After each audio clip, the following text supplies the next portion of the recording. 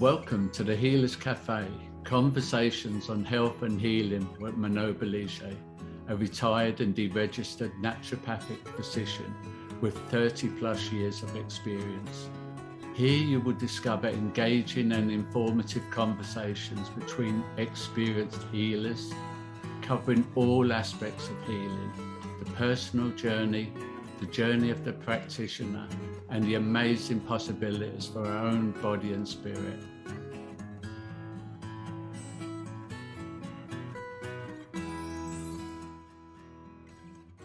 So welcome to the Healers Café. And today I have with me Morgan Oakes. He's actually a doctor of chiropractic. He's a transformational speaker, a coach, a healer who empowers the conscious cultivation of body, mind, and spirit. And I really loved his motto is, I want for you what you want for yourself. And that actually is such a deep statement, but we'll get there in a minute. His tools and skills include being a chiropractor, certified high performance coach, NLP practitioner, shamanic healer, and energy worker. And he blends ancient wisdom with the tools of modern transformation to bring synergy to healing and evolution. So welcome, and gosh, I have many questions for you to start with, but I think that I'll start with the same boring one I ask everyone, which is never boring, because I'm so curious. What got you into the healing arts? Like, what was your beginning opening that made you take the first step? Yeah.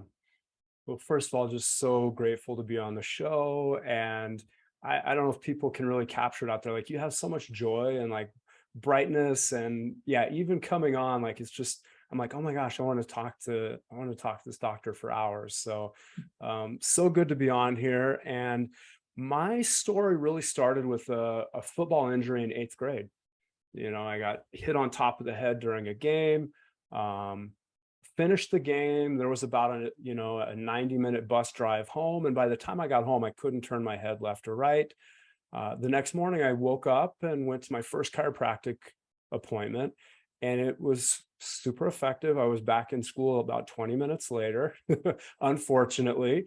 And from there on out, I would get chiropractic care through my football, basketball. I played rugby in college when I was becoming a mechanical engineer. And it was at that time where I'm like, rather than being stuck in a cubicle with all these kids that are highly introverted, I'm like cracking jokes in class and just wanting to have a different experience. I'm like, maybe I should actually become a chiropractor. I thought about dropping out my junior year at Christmas, to my parents' dismay. And, I just got to a point, I'm like, I'm kind of burnt out on school. I don't want the loans. I'm just going to finish my engineering degree. And after being an engineer for a couple of years, I was like, that chiropractic thing feels like a good fit. So I came back into chiropractic, the idea of it just based on sports injuries and really referring a lot of my coworkers and friends out to chiropractic for different things they had going on. Mm-hmm.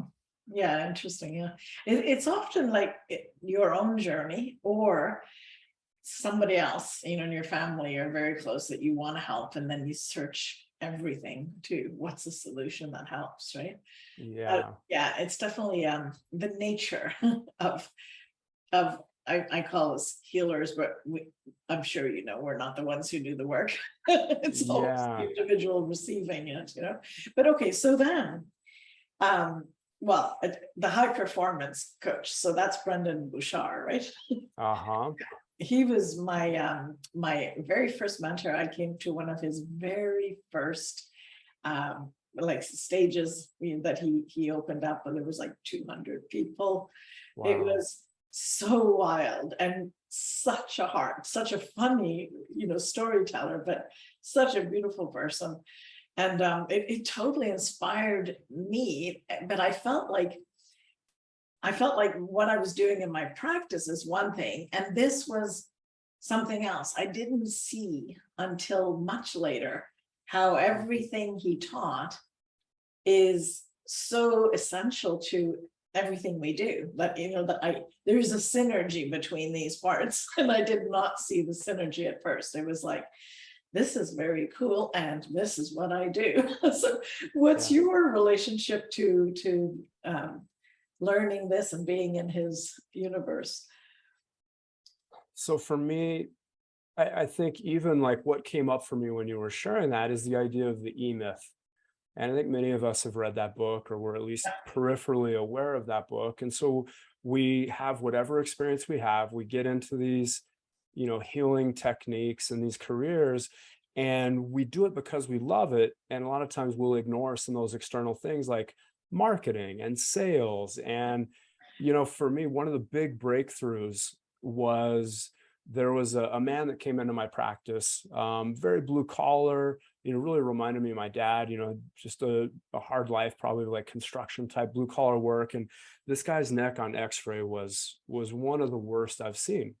And he's like, I've just never had any pain before. Like, what do I need? And I could, this guy was a little gruff, and I was a few months into being a doctor, and I did not communicate to him in a way that was fully honest, right? I was afraid of how he would react to it, or he wouldn't want to hear what I had to say. And so honestly, I did a horrible job communicating to him. And what I held after that was that man's lack of health in the future is in some part my fault because of my poor communication, right? Because I let myself get in the way of just being honest, so that the truth and the decision was truly in his ballpark. Right. And so I think for me, when I think about my healing journey and all the things I've added, you know, on top of chiropractic, in kind of becoming a high performance coach through Brendon Burchard and the work he does, one of my biggest takeaways is, if I only am in contact with 10 people, that's all the positive I can do. If it's 100, if it's 1,000, if it's 10,000, it amplifies my ability to do good on the planet. And that might be through clear communication, might be through marketing, it might be sales, when done in a way that creates a win-win for me and the person getting out of our relationship what they're hoping to get out of it. So yeah. Well, it's such it's interesting because so many practitioners have this feeling, you know, that selling is bad, and oh my God, I'll get somebody else to do that. And I don't know, it never occurred to me that it's a problem. But I think I always looked at it like, I'm so enthusiastic about what I do that I just want everyone to know about this and get the help that happened to me. You know, I had you know, I don't know, not time to get into my whole story here, but you know, I had a little problem with my back, and I had a scoliosis, and it straightened out with a very little known treatment, which turned out I created a whole college. It's called Bowen College. And it's a Bowen therapy is the therapy. At the time, it didn't, you know, I didn't even realize how important it was that my back was straight, because I was distracted by other things I was doing in my life. But I realized how much pain I had been in with it unaddressed, right? But so for me, it was like every time I told my story, somebody else came in and was able to get this relief and this, you know, transformation. And it's like, wow, was I selling? You know, it's like when you don't see it as selling, because it doesn't feel, it's in your heart, you want to share the experience you've had with others, it's not selling, right? It doesn't feel like, or then you define selling as you wish. I mean, if selling's a bad word, change the word, but you're sharing a gift, a path, you know? So, and it's such a hang up for so many people. But when I found it, when I took the marketing courses, I realized, wow, there's so much issues that people have about money and the flow of money, the exchange of money, the self-worth, the value, there was so much psychology that I learned, more so than I did in my naturopathic college. I actually really understood human nature to such a fabulous degree through business, through marketing, anyway, but enough about all that, but I'm just excited, as you can see. But so for you, like, because not everyone does that. It's a kind of unique path. Many practitioners are just in their practice. Well, what made you realize, I've got to learn more, I've got to help more people? Like, what can you go back into what that was all about for you? Yeah, I think I'm incredibly curious. Yeah. Right. And I think that's a natural gift that may drive, some friends, family, and professors crazy. And at the same time, I consider it a real gift. So even in chiropractic school, there's all these techniques that have all these people's names on them, and they're treated like religions. Like, oh, well, I do this one and I don't believe in anything else. And I was just like, gosh, I'm going to try all of it out. And for a long time, me being so diffuse in my focus, I would say made me a worse chiropractor in school. But what it allowed me to do, I think, is to evolve to like, what are some of the best things that can help? And so I was always looking at new techniques. In a school of like a couple thousand kids, I was one of, I think there were 12 people in our physical therapy department. Right? So I'm like, yeah, how can you address the joints and ignore the muscles? And I just kept adding things and adding these techniques and going, wow, I'm doing the exact technique on what seems to be the exact same people. And there's like that bell curve of like, oh, these people are getting better. Why aren't these other people? Right. So then I just kept adding and exploring, and I had a, real breakthrough. This one was even in the last maybe 5 to 10 years. Research studies around chronic low back pain, like, oh, of the top 10 predictors for chronic low back pain, only 3 are physical. Right. So if we're only addressing the physical through like chiropractic and physical therapy, like we're missing 70% of our opportunity to actually help people. So like adding in neuro linguistic programming to help address the unconscious mind, or getting better with my coaching and mentoring so I could ask questions to allow people to come to their own truth, so they could really hold on to it and move forward with that, rather than me telling them, and maybe they believe it long enough to stick around for a few visits or to be dedicated for a month or two. But yeah, just trying to get better at conveying information, having more tools. And then here's the last piece that I see a lot in the healing industries. If I truly care about my patients, I may push them harder towards a $20 book I didn't write than I will for thousands of dollars of care with me, right? Like the true solution for them may be outside of me. And if I'm actually a true advocate for them, I need to be in my abundance, right? And if I'm not good at sales and marketing and the conversation, I'm going to be out of abundance, which is going to make me graspy, right? So I need to be in flow, in abundance, so that I can be truly honest and organic with the recommendations that I make. Yeah, no, that's, I very much relate to that process. But it's interesting. It's curiosity is probably the inner gift, right? Curious about everything, and I think that is a lifesaver. And I don't know the stats on how many curious people there are. Yeah, I've never looked into that. I wonder if this I wonder if that is the element. I'm just thinking about what's been happening in the last couple of years, whether possibly curiosity is like, well, okay, cool, they're doing an experiment, even if there's statements about safe and effective. It's still an experiment. I'm curious what the results will be. Doesn't mean I want to be in it. I'm just curious. Yeah. And sometimes curiosity makes you want to jump in, right? Like sometimes, I've done things that I don't know the net result. In fact, I've done it to discover the unknown, but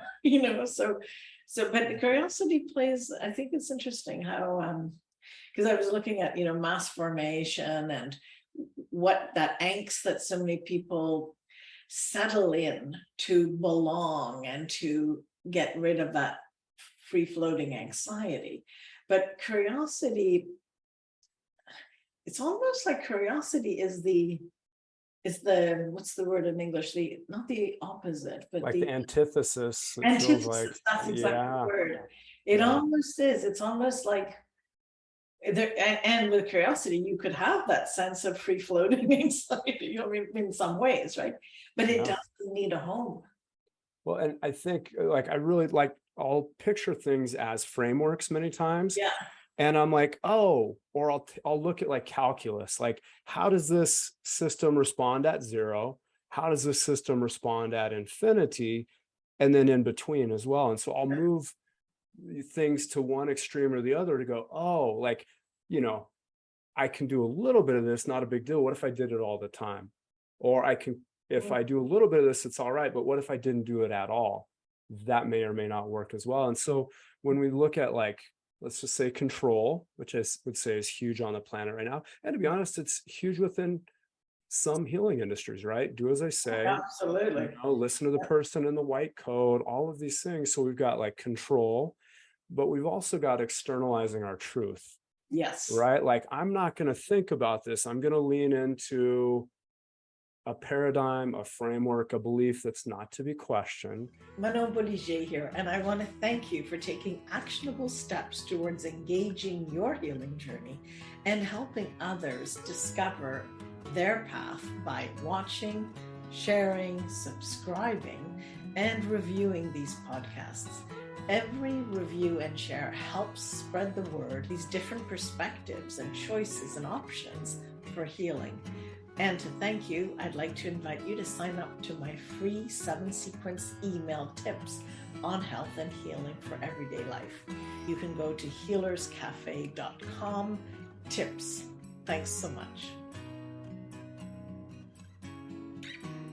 Right. So really that idea of like curiosity and then listening to internal truth, right, then makes things they're just at odds with each other. And you know, and I think the static things from the past, you know, and I find this a lot in so many different areas, like if we name something and we put it on some type of an altar, then we're really not supposed to touch it or look at it or question it again. And what I feel is true, I've always felt this, I should be able to argue both sides of a question. And then if I'm on the right side of myself, I should still just come up with the same answer. And I just find that a lot of people are not comfortable asking questions. They're not comfortable taking something off the altar and kind of putting it in the flame of truth to see what burns away. So no, that's I'm very visual, so I really saw your description in a palpable visual way. But it's it really is, that's what the process is putting it out for full questioning, taking it off the altar. But you know, it's like connecting to, whether you call it your inner wisdom or your intuition or your supraconscious or whatever, there's a million terms you know, for this, but we have lost track how to do this. I've really, so intuition is one of my favorite geek out subjects. I have a TEDx talk on intuition called learning the language of dude, and it's really about listening to that. And there's tremendous research around intuition, about intuition being one of the top 9 things statistically that are likely to help you survive to experience a radical remission. You get that terminal cancer diagnosis, right? What's that thing? One of the things that can help you survive, it's intuition. Last week I did a talk on intuitive leadership and quoting people like Oprah and Steve Jobs and Albert Einstein. And, you know, and again, getting back to like, can we question things? Like the definition of science that I grew up with was, you know, we question everything. In God we trust. All, you know, everybody else must bring data and research. And so, yeah, I love blending intuition with all the intelligence that humanity is developed, and then if we can let go of attachment to the outcome, Yes. maybe we'll get to the best, highest place that we can. Yeah. No, it is funny because I will share this, but in my own story, I was actually diagnosed with stage 4 cancer. And I was surprised that I had it. Honestly, I was that disconnected, but not in my unconscious, because in my unconscious, I wrote in my diary, this is the day my cancer starts. A year later, I had it. I had I only found out because somebody got my, long story, but got my diary. Then I got my diary back. And then I read this and I went, oh my God. But here's the thing. I knew when I was in the oncology ward, and apparently I'd signed away all these papers, and I should know better because I have a legal background, but you don't always use that when you're in kind of like, oh my God, this is really what's happening. Yeah. Anyway, and I just bolted and I went, no, I am not doing a hysterectomy. I am not doing this. This is not my path. And it was like that deep knowing that it's not my time.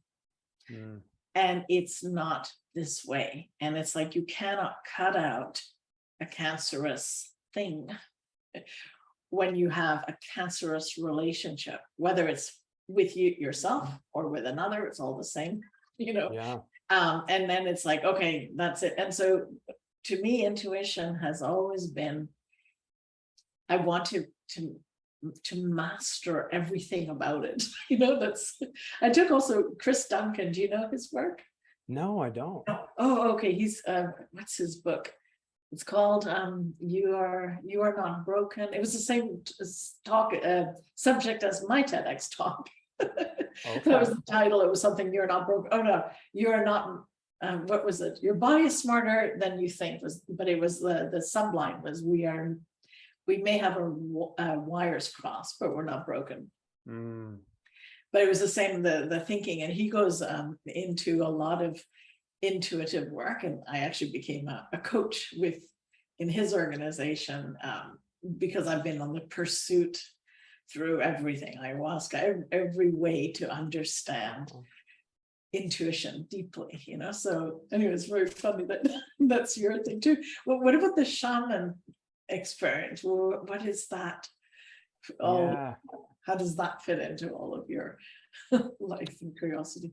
So there was a plant medicine that I would say kicked it off, and I was also at I was at a very difficult time in my life, growing up in Wyoming with a lot of country Western music.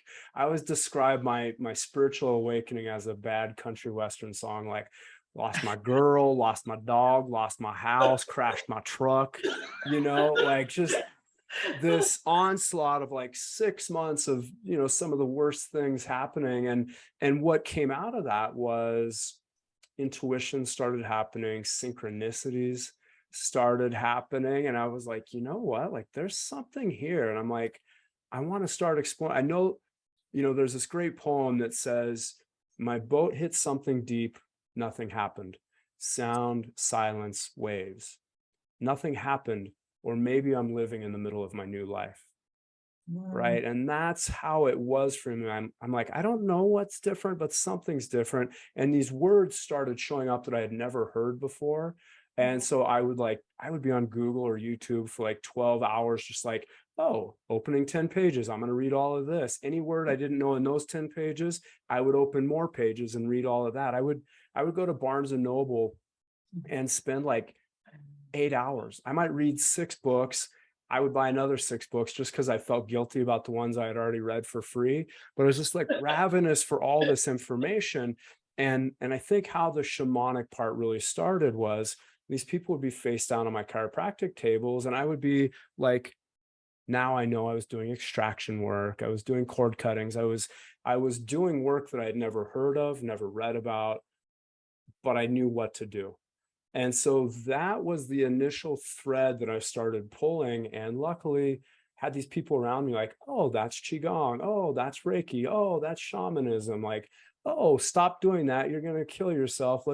Here's how we'll modify that thing so you're energetically clean in it. So I had those people around me. And then from there, that was 17 years ago.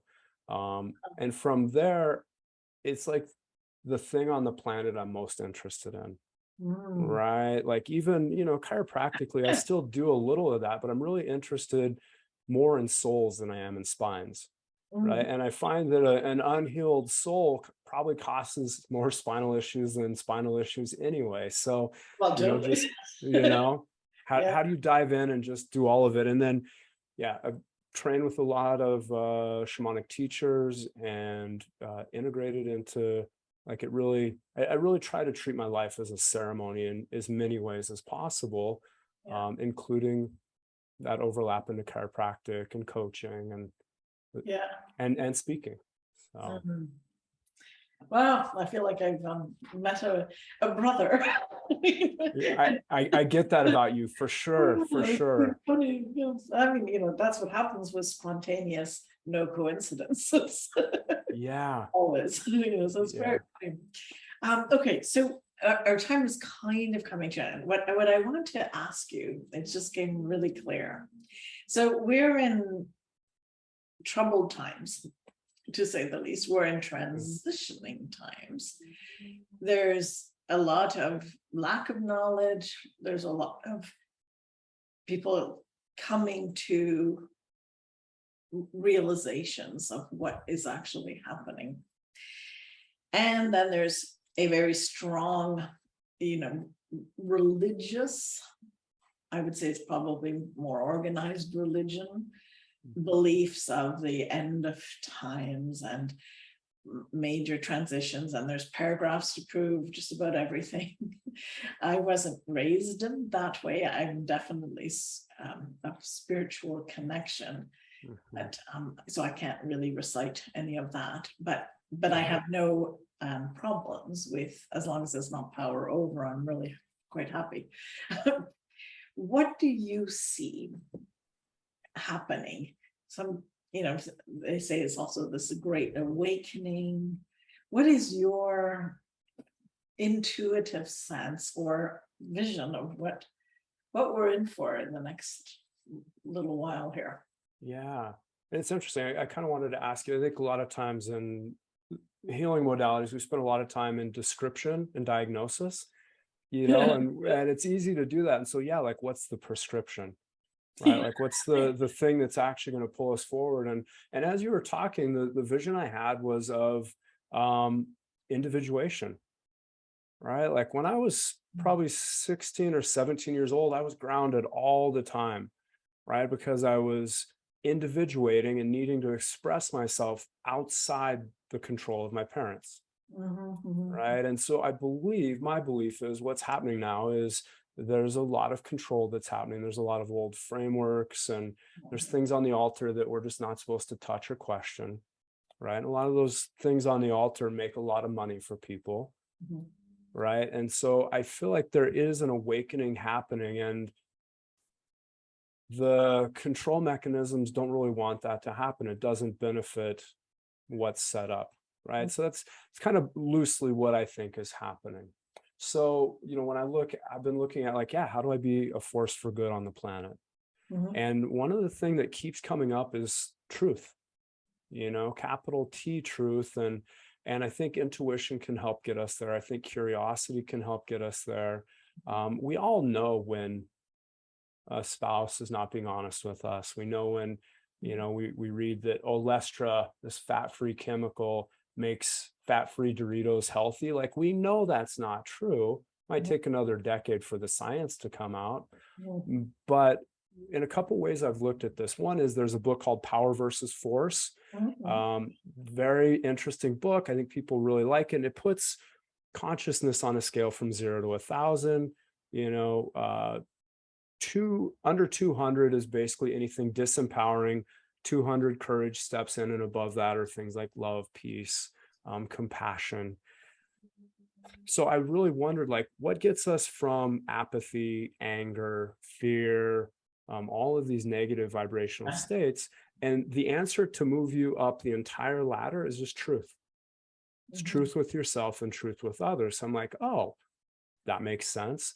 And then when I looked at like the dissolution or the dissolving of, a lot of the big communist regimes in the last 100 years, and one of the things that really played into that was just not agreeing with things that aren't truth. Right. And I think there's a lot of that up right now. So it's just really, you just speak your truth, you be in your truth, you look for capital T truth, not little t truth, right? And with that, combined with that, is something that came out of that was the expression of the arts, right? And I believe it was in Yugoslavia, there was this band that was pretty controversial, and they were going to do a show, and the government's like, you're too controversial, you can't have the show. And finally it woke people up, like, this is a musical group, you're controlling them from performing, and it like woke them up, and they really feel like that's part of what dissolved that communist regime. So that's what I've really been leaning into and trying to empower people. Like, if I tell you the truth, my truth, you may or may not believe it. If I can help you find tools to discover your own truth through intuition or research or asking good questions, then you'll be fed forever. And it won't matter if they say salt is good or bad, cholesterol is good or bad, right? Like all of these external things, like if you can find the truth for yourself, that will spread like a flame. And I think will hopefully burn down the parts of this structure that really aren't serving humanity. So I've never expressed this in an interview like this before, but I think that's, for me, where I'm at. Can I help people find their truth? And then live into it.